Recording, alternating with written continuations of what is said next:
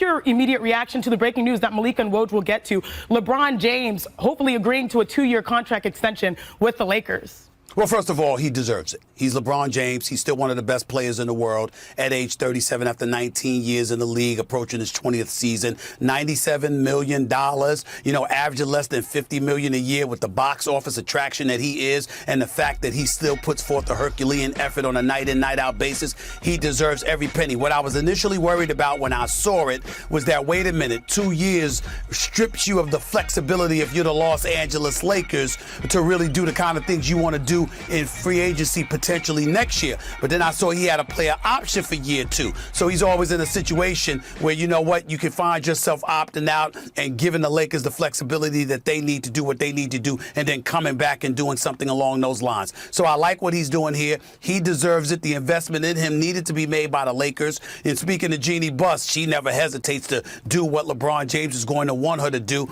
She personally told me months ago her number one priority is for LeBron James to be happy. Because obviously winning just 33 games, being 16 games under 500, he was walking around with a very truculent attitude, as well as he should have last season, because he doesn't take losing lightly. Winning matters to him a great deal. Her number one priority was making sure to put a smile on his face, because she know it's entwined with winning. If he ain't winning, he ain't going to be happy. That's her priority, to make him happy. That contract for a 37-year-old, that's going to put a smile on his face. Let's be real here. He's a billionaire. He is a billionaire man. You're correct. Stay right there, Stephen A. We're going to need you in a little bit, but let's go to the man who broke the news, Adrian Wojnarowski, our own NBA insider, sitting with Malika. Janae, thank you so much. Revisiting this breaking news here on NBA Today, that LeBron James, according to our senior insider, Adrian Wojnarowski, has agreed to a contract extension to stay in Los Angeles. So first, Woj, can you give us the exact details on this contract? Yeah, Malika, 2-year extension, $97 million.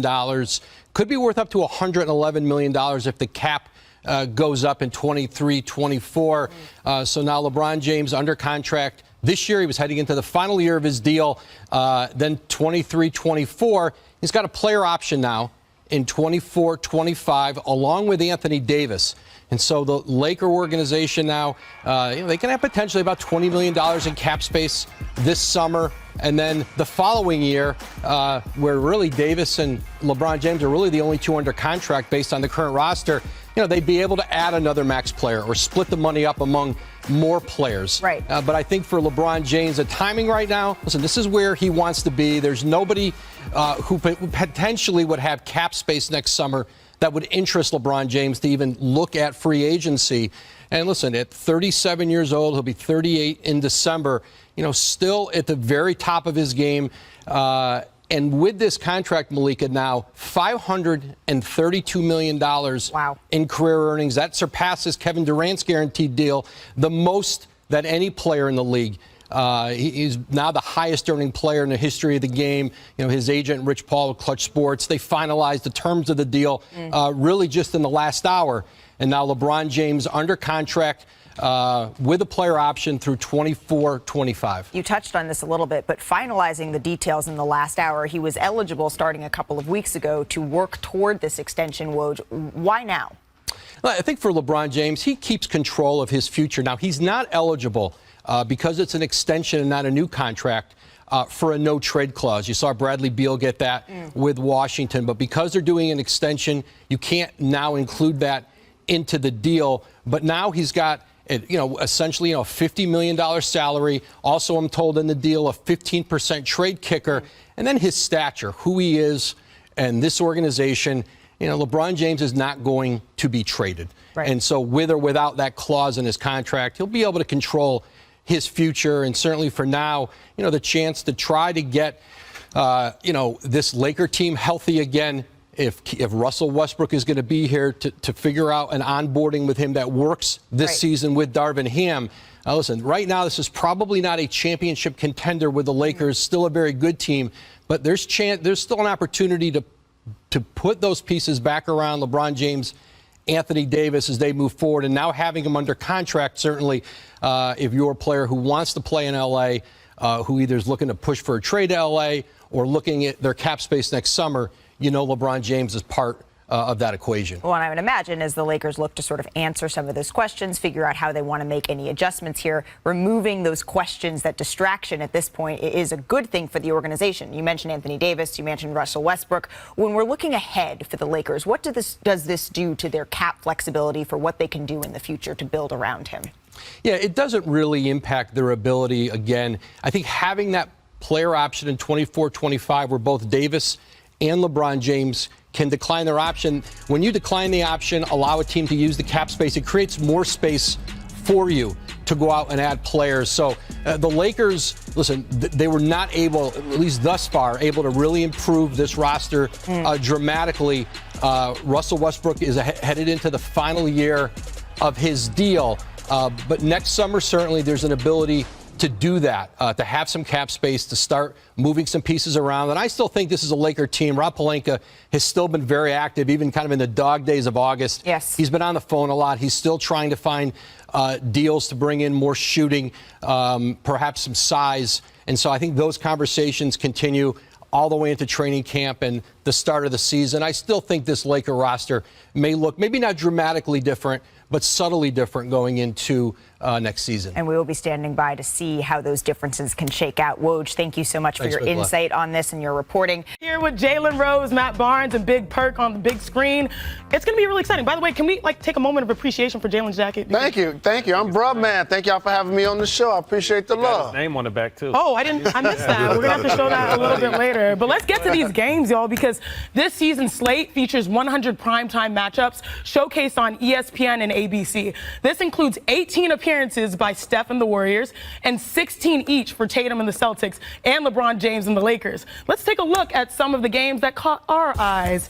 All right, if you look at this, it's going to be so much fun. First, on October 21st, it's the first rematch of last season's Eastern Conference Finals between the Celtics and the Heat in Miami. Next, a rematch of last season's first round. Two of the best young stars in the game squaring off as Anthony Edwards visits John Morant and the Grizzlies on November 11th. And of course, we have the King visiting the now four-time champion Steph Curry and the Golden State Warriors. They will play February 11th in the Bay. And lastly, we have a star-studded matchup between the Sixers and the Bucks. Embiid and Giannis Africa will square off in Milwaukee on March 4th. Let's also take a look at 10 Saturday primetime games on the schedule, starting with a finals rematch between the Celtics and the Warriors on December 10th and a triple header on January 28th. A lot of great games. You heard it was a hundo of them. So I'm back here with Jalen, Matt, and Big Perk, and I'll start with you, Jalen. As a former player, which all of you guys are, let's be real here, do national TV games really make a big difference in your motivation for this? Absolutely, because it's a chance, A, for the world to see you play outside of your local region. It's also a chance for you to build your brand. And also, it's a chance to show who can show up on the big stage and perform the best. When players tell you all games are created equal, they're lying to you. You're paying attention to the big games just like you're paying attention to when you play against your rivals. You pay it when you go home to play. Like, all of that matters. So absolutely, the bigger games on national TV matter. Completely agree. The sun is a little brighter. The lights are brighter in the arena. The popcorn smells a little bit more buttery. It's just a different energy when you even walk in there, you know, when you're first getting to the game and you're about to get ready to warm up. You can just feel a little bit more electricity when these national TV games. And for every reason Jalen said, I mean, this is your one chance, especially if you're in a smaller region, for the world to get a chance to see you. So national TV games are definitely, you know, things you look forward to during the season. And the Memphis Grizzlies got a lot of love, which they have earned. And I know no one's happier than Big Perk about this. And check out this tweet that we actually saw in reaction to this. Look at this. John Morant, he just tweeted his reaction to the schedule release, writing, and quote, "We got TV games this season," with happy and laughing emojis. Gotta love it. Big Perk, what's your reaction to seeing Ja's tweet? I mean, they earned it. And look, you have to earn television, national televised games. So as electrifying as Ja Morant is, and as fun as the Memphis Grizzlies are to watch, and how good they are, and the steps and the strides that they took last season, those televised games are not given to you. You have to earn them. And they earned those national televised games. He's earned that superstar type of attention. And so they deserve it. I'm happy for the Memphis Grizzlies. I'm happy for Ja Morant. And we all know when the light hit the ice, he's not going to disappoint us. And a precursor tweet was about Christmas Day that Ja Morant tweeted. So let's take a look at Christmas games with them now confirmed, 3 of which will be on both ESPN and ABC. A little simulcast action. We kick things off with the Sixers and Knicks at noon Eastern. Then it's LeBron and the Lakers against Luka and the Mavs at 2:30 on both ABC and ESPN, followed by an Eastern Conference clash between the Bucks and the Celtics at 5. Also on both ABC and ESPN, the Warriors and Grizz clash on both of our networks at 8 before the Suns and Nuggets face off in the nightcap on ESPN at 10:30 p.m. So, Jalen, what's going to be the biggest present, the best game in your estimation on Christmas Day? Ooh, the best game. We just talked about Grizzlies and Warriors, so I'm going to leave that one out. How about Bucks and Celtics? Because while the Celtics, and I know Big Perk loved to see his squad make the finals, they did it when Chris Middleton was injured. So it's going to be interesting to see those two teams who are on paper my favorites in the East going into the season square off. Matt? I completely agree. Same thing. I think the road to the Eastern Finals is going to go through one of those cities. One pickup that I don't think is getting enough attention is Malcolm Brogdon going to Boston. This is a guy that's 20 points, 5 rebounds, 6 assists, but a really intelligent player. And I think he's going to know how to get those wings because they've been with Kemba Walker and Kyrie Irving had a little, a rough go as point guard, but I think he's smart enough to know when to get the guys the balls. He plays both sides of the ball, and also adding Gallinari to that bench to add some depth and some shooting. So I'm definitely looking forward to a reloaded Celtics team, and then like Jalen said, just a healthy Milwaukee team because they fully felt like with a healthy team, they should have represented the East last year. Now on the other side of it, Perk, who should be playing on Christmas Day? Oh, this is easy. The Atlanta Hawks and the Minnesota Timberwolves. And let me start with the Atlanta Hawks. When it comes down to Christmas Day games, not only do you want to see good or great teams, but you want to see great players. And Trae Young is the most disrespected player in the NBA. When it comes down to a guy that is box office, that never disappoints you, a guy that can put up a 50-piece spicy on you at any given time, a player that actually led the league in total points and total assists last year. Okay, and then we go over to the Minnesota Timberwolves. Yes, Karl Anthony Towns, he's a special cat for us at the power forward and center position, a walking 25 and 12 a night. But Anthony Edwards, let me dive into this young man for a second. This young man, to me, is going to have the biggest for his breakout season of all NBA players this season. I'm expecting big things from this man. He is a special talent. He is electrifying. He is for his superstar status,